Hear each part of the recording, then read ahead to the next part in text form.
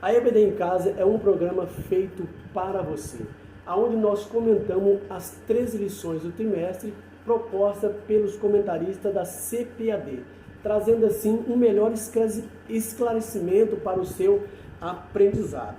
E hoje nós vamos comentar a lição de número 3, do dia 15 de janeiro de 2023, ou seja, para o próximo domingo. Então você vai ter aqui subsídio para você poder comentar, trazer aprendizado para os seus alunos ali na sua classe. O tema da nossa lição é o avivamento no Novo Testamento. Eu já peço para você que ainda não é inscrito no canal, que se inscreva, dá o seu joinha, compartilhe o vídeo e pegue a sua caneta, o seu bloco de anotação, a sua revista, a sua Bíblia e fica conosco até o final dessa lição. É uma lição que promete um ensinamento genuíno da parte da Palavra de Deus. O avivamento no Novo Testamento.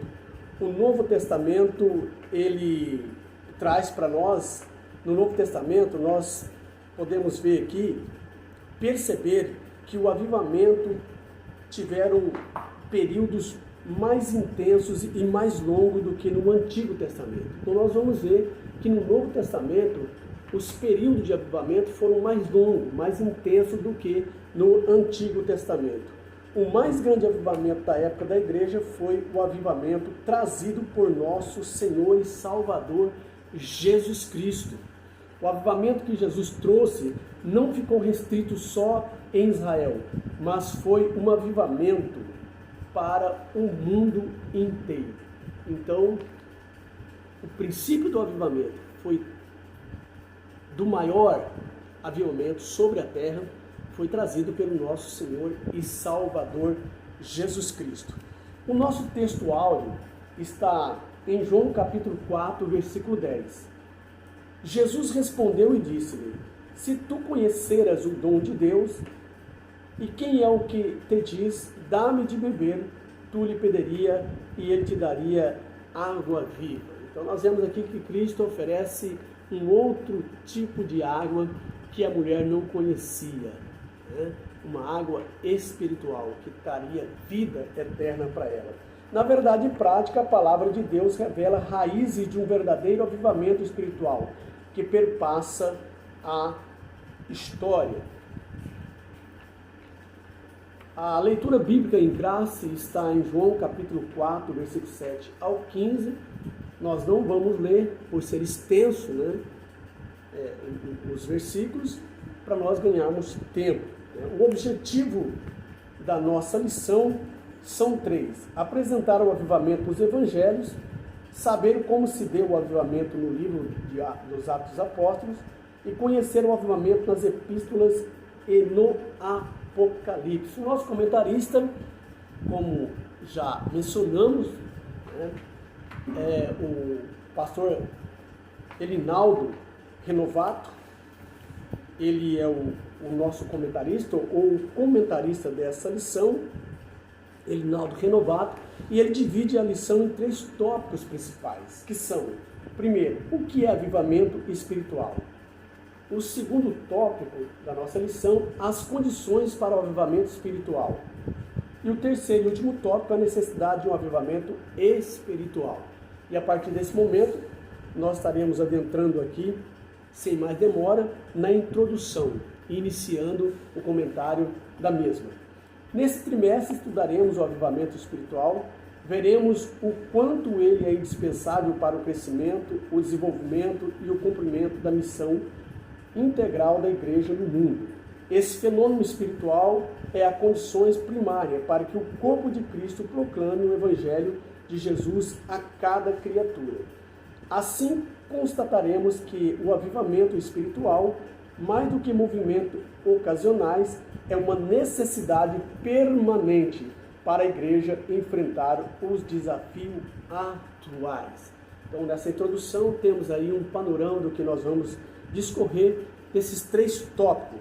E já entrando no nosso primeiro tópico, para ganharmos tempo, para não sermos muito intensivo, muito enfático ou enfadante, E nós vamos já entrar no primeiro tópico, o avivamento nos evangelhos.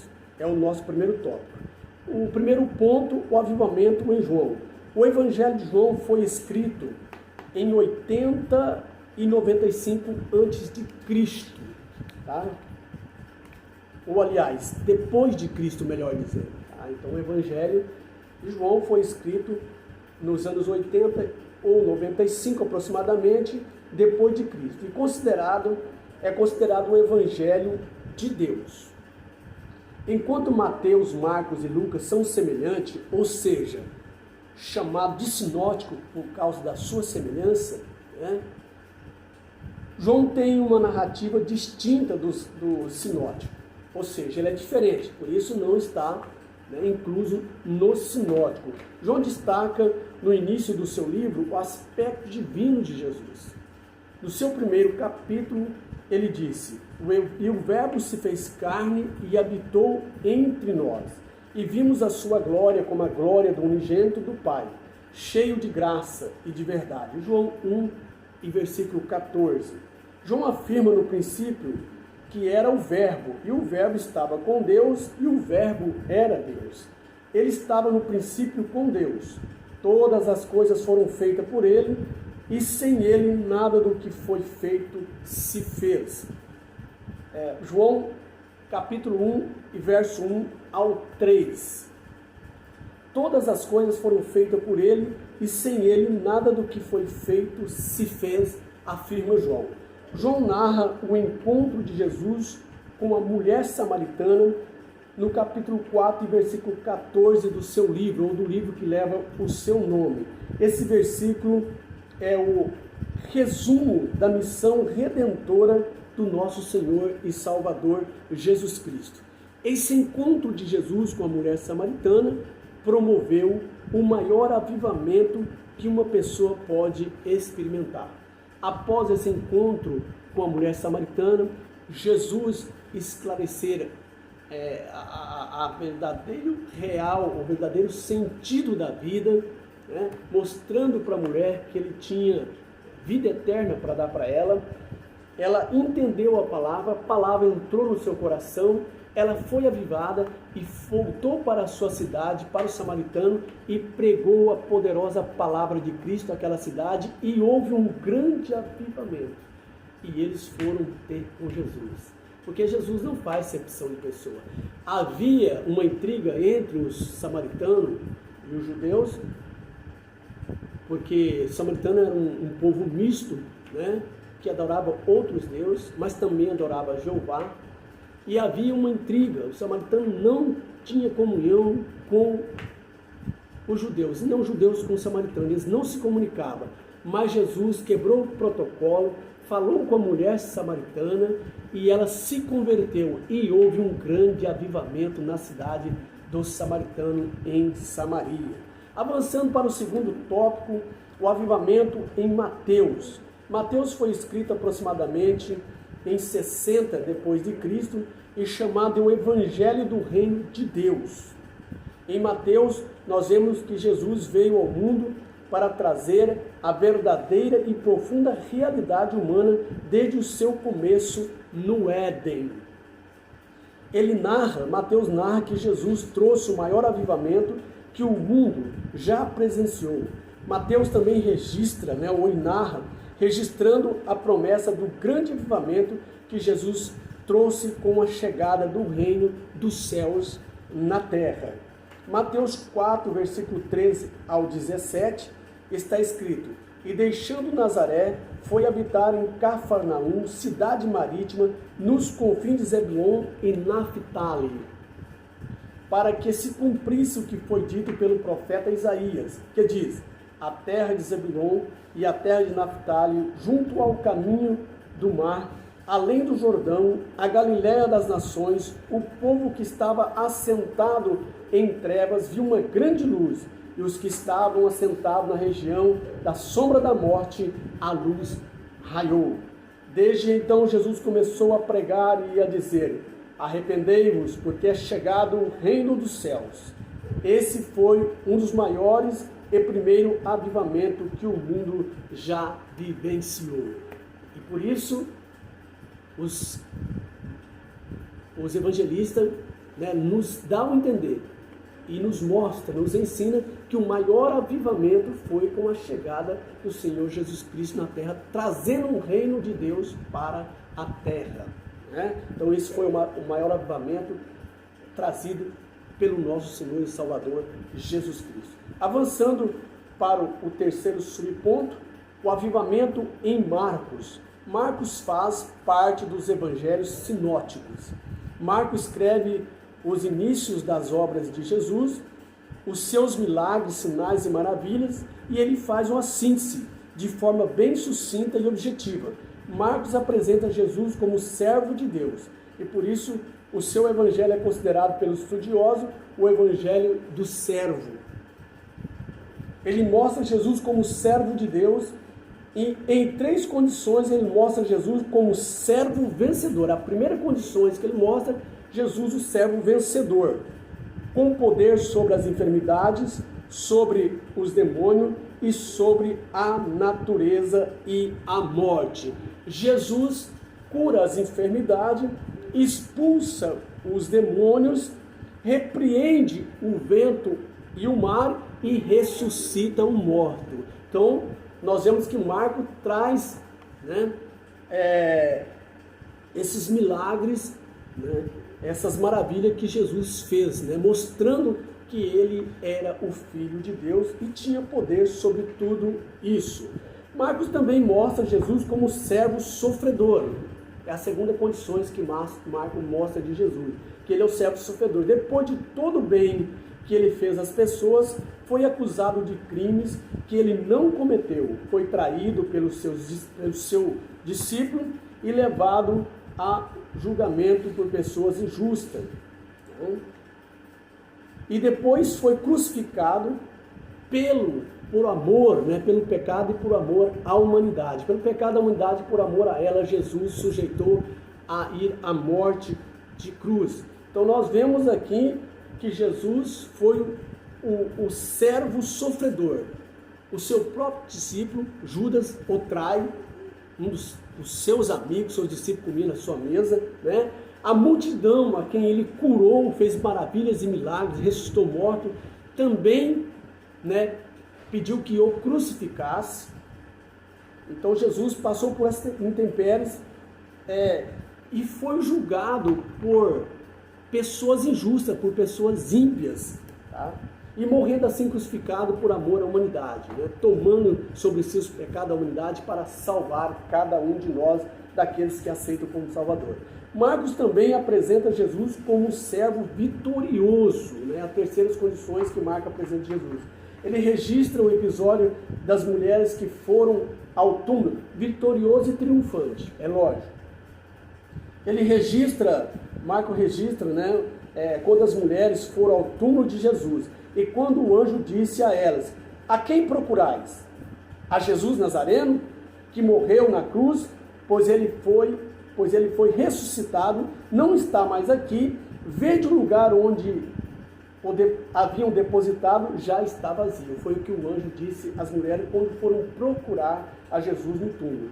E houve um grande avivamento por parte daquelas mulheres. E elas anunciaram aos outros discípulos, e após Jesus, então, começou a fazer as suas aparições aos discípulos, e houve um grande avivamento, enchendo os discípulos de esperança novamente e do Espírito Santo de Deus. Avançando para o quarto subponto, né, do nosso primeiro tópico, o avivamento em Lucas. Lucas apresenta Jesus em seu evangelho como o Filho do Homem. Tá? Entre os evangelistas, Lucas é o único que traz detalhes sobre a humanidade de Jesus. Lucas, ele relata como foi o nascimento de Jesus, ou seja, Jesus nasceu em uma manjedoura, em um lugar de cuidar-se de animais. Tá? Ali foi Jesus, fizeram ali um bercinho, aproveitaram ali aqueles recipientes que tinham ali, colocaram um paia, forraram, e ali Jesus foi posto, nasceu e foi posto de uma maneira humilde. Tá? Então Lucas registra, né, esse acontecimento, né? Daí, a partir do nascimento de Jesus, começou um grande avivamento e louvores a Deus. Foi a partir daí, tá? Maria cantou um hino em adoração a Deus pelo cumprimento da promessa de Deus em sua vida. Lucas também registra que no nascimento de João Batista, Zacarias, seu pai, cantou um belo hino, exaltando a Deus e cheio do Espírito Santo pela promessa de um filho que ele fez e cumpriu. Ele já sendo velho, a sua mulher não podia ter mais filhos, ela é estéril, e Deus prometeu, e quando Zacarias duvida da promessa do anjo, ele fica mudo. Mas, passado alguns dias, então a sua esposa fica gestante e nasce aquele que vinha reparar, né, o caminho para a chegada, né, preparar o caminho para a chegada do Messias, né, daquele que tira o pecado do mundo. E esse relato que em Belém, os pastores, também Lucas relata que em Belém os pastores receberam a visita de um anjo, né, trazendo novas de grande alegria sobre o nascimento e o lugar onde Jesus nascera. Depois um coral de anjos cantou dizendo: glória a Deus nas alturas e paz na terra e boa vontade para com os homens. Então foi um avivamento só de louvores, de glória a Deus por parte dos anjos, por parte dos pastores, por parte de Maria, por parte de Zacarias e assim por diante. Louvaram o nascimento de Jesus. E por isso nós comemoramos, a igreja, a noiva de Cristo, ela comemora o nascimento de Jesus. Lucas 2, versículo 10 ao 14. Era um novo tempo que chegava para Israel e o mundo. Era o avivamento enviado dos céus. Aleluia. Avançando para o nosso segundo tópico da nossa lição, o avivamento nos Atos dos Apóstolos. O primeiro tópico, o primeiro ponto, o avivamento na igreja primitiva. O livro dos Atos dos Apóstolos registra a ação miraculosa do Espírito Santo na vida da igreja.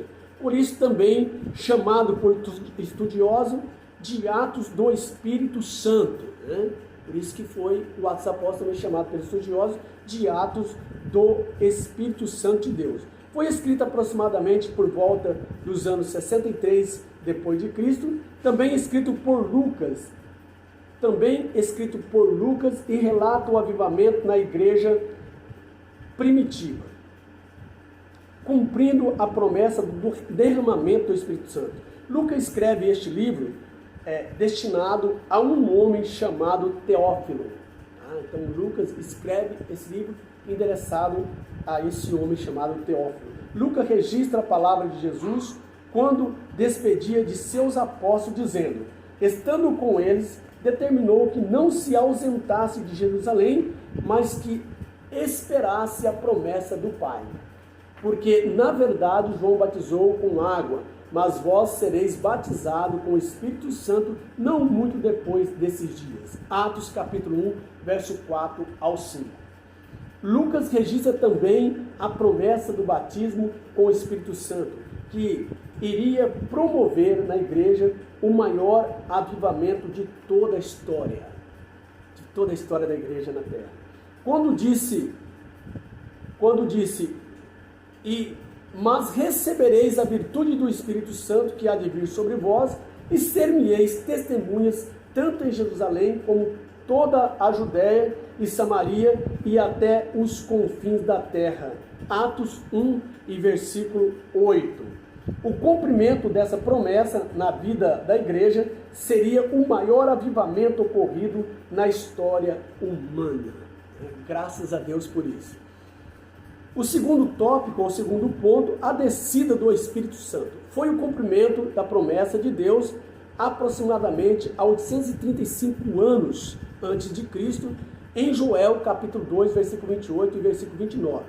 Acontecerá, depois que derramarei do meu Espírito sobre toda a carne, vossos filhos e vossas filhas profetizarão, os vossos velhos ou anciões terão sonhos, e os vossos mancebos, os vossos jovens, terão visões. E também sobre os servos e servas naqueles dias, né? Sobre servos e servas derramarei do meu Espírito. A descida do Espírito Santo foi apenas o início do grande avivamento pentecostal. A partir daí, os apóstolos foram cheios do Espírito Santo e pregaram o Evangelho em Jerusalém e até os confins da terra. Para pregar o Evangelho, é lógico, é preciso receber o avivamento que vem do alto, que vem do céu, que vem do Espírito Santo de Deus. Avançando para o nosso último e terceiro tópico, o avivamento nas epístolas e no Apocalipse. Tá? Primeiro, nas epístolas, tanto de Paulo como nas epístolas gerais ou universais, que são dos demais escritores ali do Novo Testamento, tá? Também vemos que o avivamento trazido por Jesus se manifestou também nessas epístolas, poderosamente, e continua a se manifestar de forma poderosa, impactando muitas nações, demonstrando o cumprimento que Deus prometera para o mundo e para a igreja. Então Deus cooperou com Paulo, cooperou com os que escreveram as epístolas gerais no Novo Testamento, tá? Trazendo esse grande avivamento. E por fim, no Apocalipse, que será a revelação de Deus sobre as últimas e grandes coisas que acontecerá sobre a igreja e a humanidade, culminando com o reino milenar de Cristo. Por exemplo, a revelação de Cristo glorificado, está em Apocalipse, tá? A revelação das coisas passadas, Apocalipse 1 e 19. A revelação de Cristo glorificado está em Apocalipse 1 e 1. A revelação das coisas em relação à igreja, Apocalipse 2 e 3. A revelação em relação às nações, o arrebatamento da igreja, o tribunal de Cristo, 2 Coríntios 5 e versículo 10. A entrega do galardão, as bodas do Cordeiro, Apocalipse 4 e 22. Após a grande tribulação, Jesus voltará em glória e será visto por todos os habitantes da terra, Apocalipse 1 e 7. Essa será a segunda fase da volta de Cristo à terra. A primeira será para arrebatar a igreja, a noiva gloriosa de Deus. Jesus dará fim à grande tribulação e implantará finalmente e gloriosamente o seu reino milenar. Nesse dia o mundo viverá o maior e o último avivamento da história da humanidade. Então o reino de Cristo, o reino milenar, aonde as espadas, as metralhadoras, os canhões, as bombas atômicas serão trocados, por enxadas, por instrumento para o trabalho, e haverá longevidade de vida. A morte será uma exceção, a saúde, as doenças também será uma exceção, haverá saúde, certo? Longevidade de vida, haverá paz, haverá tranquilidade, porque é Cristo que vai reinar com a igreja também vai reinar com Cristo no milênio, será uma bênção. E logo após o milênio, então após o milênio, vem o grande trono branco.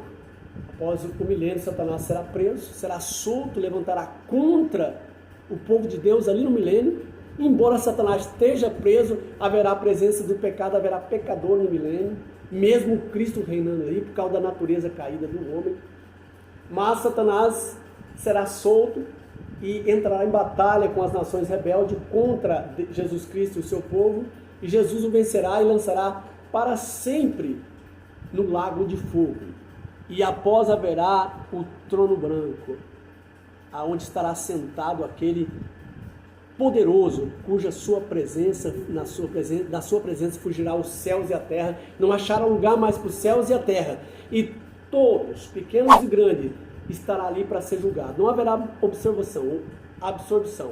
Ali será o julgamento eterno, as pessoas serão julgadas ali, Deus mostrará os seus pecados, porque eles estão sendo julgados e porque eles vão para o inferno. E dali as pessoas serão lançadas, juntamente com Satanás e seus anjos, no lago de fogo. Então haverá um fim e começará o estado eterno, aonde Deus fará um novo céu e uma nova terra, aonde haverá paz e justiça e nunca mais a presença do pecado. E eu quero estar lá. Fique firme, homens de Deus, mulheres de Deus, para que nós possamos participar desse grande evento, do novo céu e da nova terra, aonde a igreja estará para todo sempre, em alegria eterna com o nosso Cristo, juntamente com o nosso Deus. Bye bye, até o próximo vídeo, se Deus quiser. Um beijão no seu coração. Não se esqueça de inscrever no canal e até a próxima lição.